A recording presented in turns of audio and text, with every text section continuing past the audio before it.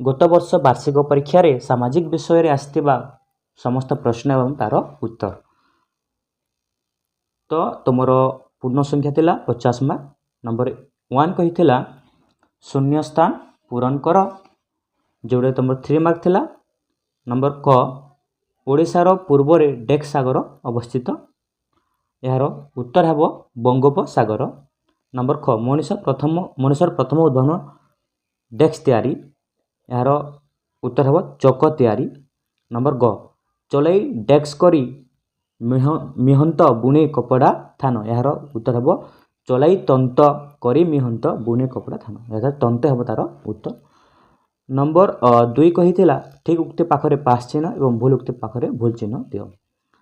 तो एठारे 3 मार्क थिला। तो नंबर क कहिथिला पाठ पढ़िबा प्रत्येक शिशुर मौलिक अधिकार, यार उत्तर हो ठीक। सूर्यमुखी एक डाली जातीय फसल, यह हेबो फेल। नंबर ग हरप्पा सभ्यता वर्तमान पाकिस्तान रे अवस्थित, यार उत्तर हेबो ठीक। तापरे नंबर 3 कहिथिला गोटे पदरे उत्तर दियो, जोरा कि 3 मार्क थिला।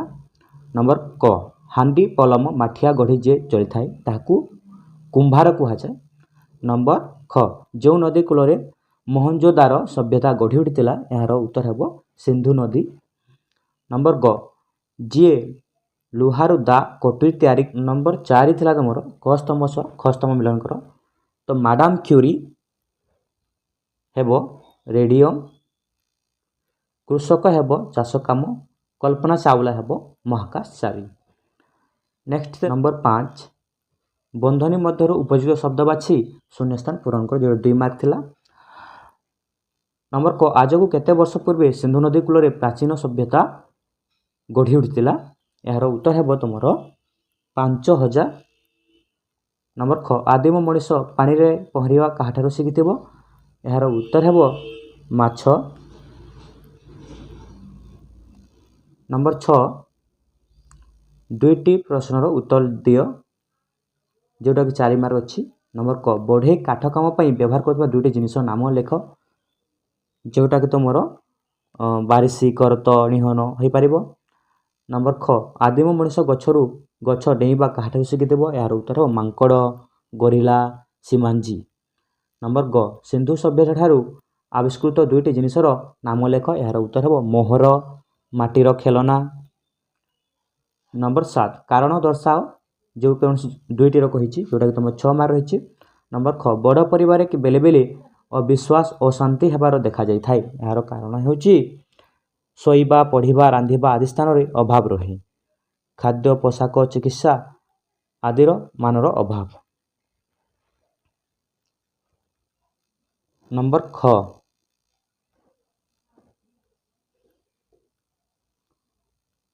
आमे गुरुजन को उपदेश मानिबा उचित। आम ठारू गुरुजन को अभिज्ञता और दूरदृष्टि अधिक, उपदेश चलरे अनेक उचित अभिज्ञता मूलक कथा कहती।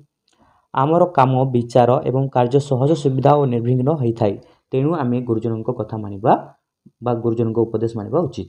नंबर ग पुरातन सभ्यता गुड़िक प्रायतः नदी कूल गढ़ी उठिला, यार उत्तर हेबो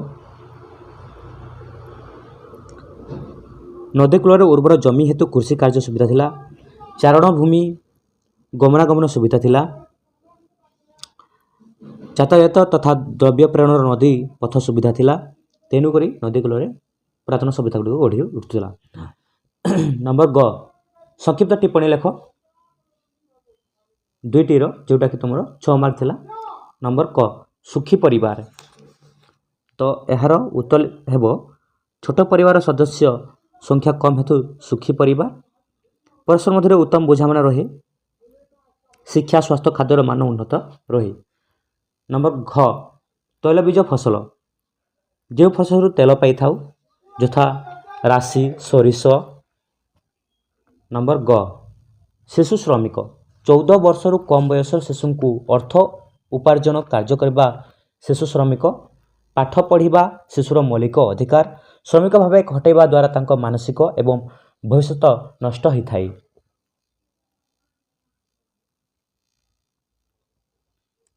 जेकोसी 3टी प्रश्नर उत्तर लेख, जोटा कि तुम 3 मार्क थिला गोटी को। नंबर क कहिथिला निया उद्भावन हेतु आदिम मनुष्यर की सुविधा हो पारा यार उत्तर हेब पिला माने तुमरो ना राति रे आलुओ पाइला कंचा मांस को पोड़ी खाइला निया द्वारा हिंस्र जीवजंतु को घौड़ेला। नंबर ख कहिथिला तीनोटी डाली जातीय फसलर नाम लेख मुग बिरी कोलथ। नंबर ग आदिम मनुष्य केउ केउ जीवजंतु निज कार्य नियोजित कला यार उत्तर हेब गाई ठारू क्षीर पाइला कुकुर घर जगिबा और जीवजंतु को शिकार करबा साहाय्य एवं ओट गध परिवहन कार्य पई नियोजित कला। नंबर घ विभिन्न क्षेत्र में ख्याति अर्जन करथिबा महियसी महिलांक नाम लेख यार उत्तर हेब पद्मिनी राउत चेस खेलाली नंदिनी शतपथी राजनीतिज्ञ दुती चांद खेलाली यहीपर भाव तुम उत्तर लिखिपर। तो मानचित्र अध्ययन पर दिगगुड़िक चित्र कर दर्शाओ। तो ये देख पे जो मानचित्र आम देखू ऊपर को थाए उत्तर तल को थाए दक्षिण एवं तुम यही पट को रहिबो पूर्व एवं यही पट को तुम बाम पट को रहिबो पश्चिम। तो ये तुम सामाजिक समस्त प्रश्न उत्तर तुम 11 नंबर थिला प्रकल्प कार्य।